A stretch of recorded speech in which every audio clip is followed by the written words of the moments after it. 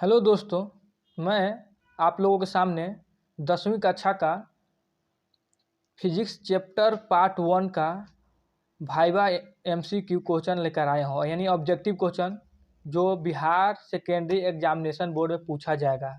आप लोग को मालूम होगा कि 2022 में 50% ऑब्जेक्टिव कर दिया है, 50% सब्जेक्टिव कर दिया है।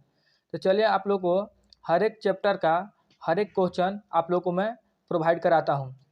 देखिए, मैं फिजिक्स का कुल टोटल 6 चैप्टर है, उसमें 6 पार्ट का मैं आपको ऑब्जेक्टिव बना कर दे दूंगा। इसमें कुल टोटल प्रकाश के परावर्तन ऑब्जेक्टिव क्वेश्चन है। यह फर्स्ट यूनिट का है, फर्स्ट चैप्टर है प्रकाश के परावर्तन। इसमें आपका 62 क्वेश्चन है। यदि आप इसको बढ़िया से पढ़ लेते हैं तो आप एग्जामिनेशन बोर्ड में आपको कोई दिक्कत नहीं होने वाली। इसी से पूरा रिलेटिव क्वेश्चन आपके सामने पूछा जाएगा। देखिए, मैं फर्स्ट क्वेश्चन पढ़ता हूँ आप लोगों के सामने। प्रकाश की किरण गमन करती है। ऑप्शन है सीधी रेखा में, टेढ़ी रेखा में, किसी भी दिशा में, कोई इनमें से कोई नहीं। इसका आंसर है ये, सीधी रेखा में प्रकाश की किरण गमन करती है। अब हम लोग के सामने दूसरा क्वेश्चन है, प्रकाश का वेग न्यूनतम होता है, किसमें होता है न्यूनतम? तो कांच में होता है। इसका आंसर है डी। क्वेश्चन नंबर 3 है, मोटर गाड़ी के चालक के सामने लगा रहता है, क्या लगा रहता है? तो उत्तल दर्पण लगा रहता है।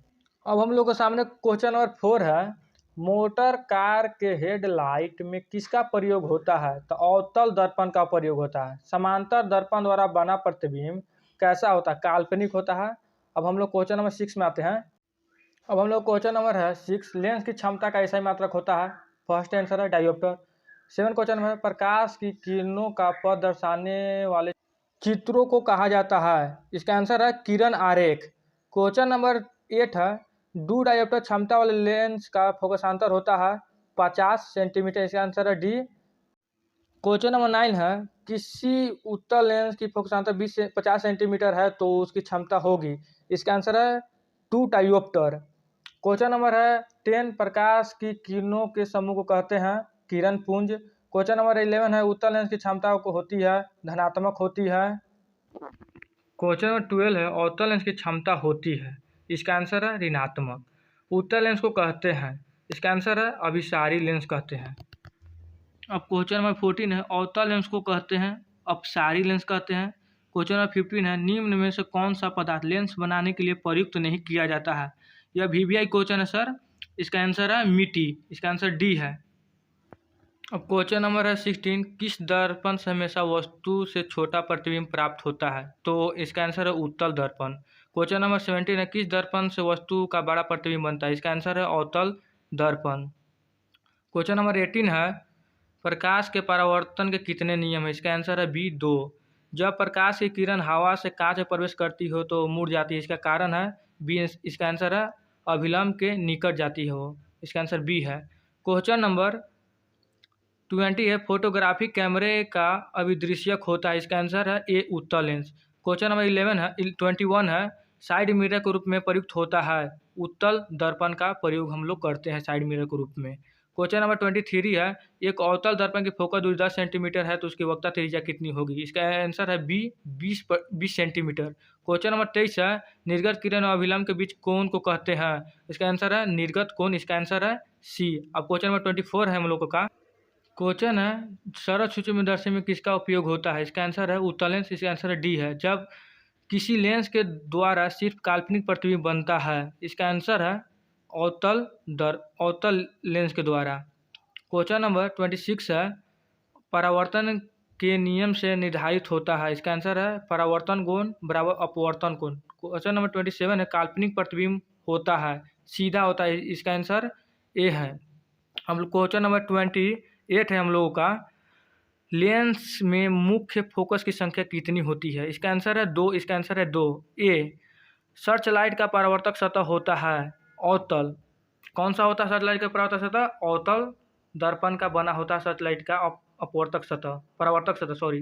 क्वेश्चन नंबर 30 है, दाढ़ी बनाने में कौन सा दर्पण प्रयुक्त होता है? इसका आंसर है सी, अवतल दर्पण। क्वेश्चन नंबर 31 है, एक उत्तल लेंस की क्षमता 1 डायोप्टर है तो उस लेंस की फोकस दूरी कितनी होगी? 100 सेंटीमीटर होगी। इसका आंसर सी है। क्वेश्चन नंबर 32 है, किसी गोलीय दर्पण तथा किसी पतले गोलीय लेंस दोनों की फोकस दूरियां -15 सेंटीमीटर है तो दर्पण तथा लेंस संभवतः दोनों अवतल होंगे। ए आंसर है। प्रकाश के अपवर्तन कितने नियम है आप लोगों को सभी मालूम होगा, 2। इसका आंसर बी है। अब क्वेश्चन नंबर 34 है, किसी माध्यम के अपवर्तनांक का मान होता है। इसका आंसर है साइन आई बटा साइन आर। इसका आंसर है ए। क्वेश्चन नंबर 1, उत्तल लेंस होता है किनारे की अपेक्षा बीच में मोटा होता है। इसका आंसर सी है। क्वेश्चन नंबर 36 है, अवतल लेंस का आवर्धन एम बराबर होता है। इसका आंसर है डी, भी बटा यू। क्वेश्चन नंबर 37 है, गोलीय दर्पण में फोकसांतर एवं वक्रता त्रिज्या के बीच संबंध है। इसका आंसर है ए, आर बराबर 2f। क्वेश्चन नंबर 38 है, सोलर कुकर में प्रयोग किया जाता है, अवतल दर्पण का प्रयोग किया जाता है। इसका आंसर ए है।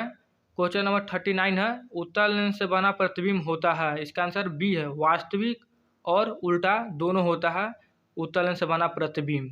क्वेश्चन नंबर 40 है, उत्तल लेंस में जब बीम एफ और 2f के बीच रखा जाता है तब बना प्रतिबिंब होता है। इसका आंसर है बड़ा और वास्तविक। इसका आंसर है ए। दो वक्रीय पृष्ठों से घिरा ठोस माध्यम को कहते हैं। इसका आंसर है गोलीय लेंस। इसका आंसर है सी। क्वेश्चन नंबर 42 है, वह गोलीय दर्पण जो बाहर की तरह वक्रित हो कहलाता है। इसका आंसर है उत्तल दर्पण। इसका आंसर है सी। क्वेश्चन नंबर 43 है, गोलीय दर्पण के परावर्तक पृष्ठ के केंद्र को दर्पण का कहा जाता है। इसका आंसर है ध्रुव। क्वेश्चन नंबर 44 है, किसी लेंस द्वारा उत्पन्न आवर्धन का एसआई मात्रक क्या है। इसका आंसर है मात्रक विहीन। इसका आंसर है डी। क्वेश्चन नंबर 45 है, लेंस की केंद्रीय बिंदु को कहते हैं। इसका आंसर है प्रकाशिक केंद्र। इसका आंसर है बी। अब क्वेश्चन नंबर 46 है हम लोगों का। क्वेश्चन है, किसी शब्दकोश में पाए गए छोटे अक्षरों को पढ़ते समय आप निम्न में से कौन सा लेंस पसंद करेंगे। क्वेश्चन है डी, 5 सेंटीमीटर फोकस दूरी का उत्तल लेंस। इस क्वेश्चन नंबर 47 है, इनमें से कौन दर्पण का सूत्र है। क्वेश्चन आंसर इसका है ए बटा वी प्लस ए बटा यू बराबर 1/f। क्वेश्चन नंबर 48 है हम लोगों का, गोलीय दर्पण का वक्रता केंद्र को किस अक्ष से निरूपित किया जाता है। क्वेश्चन इसका आंसर है सी, ओ से। निर्वात में प्रकाश की चाल होती है। क्वेश्चन इसका आंसर है ए, 3×10⁸ मीटर प्रति सेकेंड। क्वेश्चन नंबर 50 है, दंत विशेषज्ञ मरीजों के दांत का बड़ा प्रतिबिंब देखने के लिए किस दर्पण का उपयोग करते हैं। इसका आंसर है ए, अवतल दर्पण। 51 क्वेश्चन नंबर है, पतले लेंस की आवर्धन क्षमता होती है। इसका आंसर है कम, ए इसका आंसर है। क्वेश्चन नंबर 52 है, मोटे लेंस की आवर्धन क्षमता होती है। इसका आंसर है बी, अधिक। क्वेश्चन नंबर 53 है, अवतल दर्पण के ध्रुव व मुख्य फोकस के बीच रखे बीम का प्रतिबिंब की प्रकृति होती है। इसका आंसर है बी, आभासी एवं सीधी होती है। क्वेश्चन नंबर 54 है, उत्तल लेंस का प्रकाशिक केंद्र और मुख्य फोकस के बीच रखे बीम का प्रतिबिंब की प्रकृति होती है। इसका आंसर है बी, आभासी एवं सीधी। क्वेश्चन नंबर 55 है, अवतल दर्पण के मुख्य फोकस पर रखे बीम का प्रतिबिंब की स्थिति होती है। इसका आंसर है सी, अनंत पर। क्वेश्चन नंबर 56 है, उत्तल लेंस के मुख्य फोकस पर रखे प्रतिबिंब की स्थिति होती है। इसका आंसर है सी, अनंत पर। क्वेश्चन नंबर 57 है हम लोग का, अवतल लेंस के मुख्य फोकस पर रखे बीम का प्रतिबिंब की स्थिति होती है। इसका आंसर है बी, प्रकाशिक केंद्र और फोकस के बीच रखने पर। क्वेश्चन नंबर 58 है हम लोगों का, अवतल लेंस के सामने अनंत पर रखे बीम का प्रतिबिंब की स्थिति होती है। इसका आंसर है बी, फोकस पर। क्वेश्चन नंबर 59 है, अवतल दर्पण के सामने अनंत पर रखे बीम का प्रतिबिंब की स्थिति होती है। इसका आंसर है डी, फोकस पर। अब हम लोग का क्वेश्चन नंबर 60 है। क्वेश्चन है, लेंस के प्रकाशिक केंद्र से गुजरने वाली प्रकाश किरण अपवर्तन के पश्चात, इसका आंसर है बी, 7 रंगों में विभक्त हो जाती है।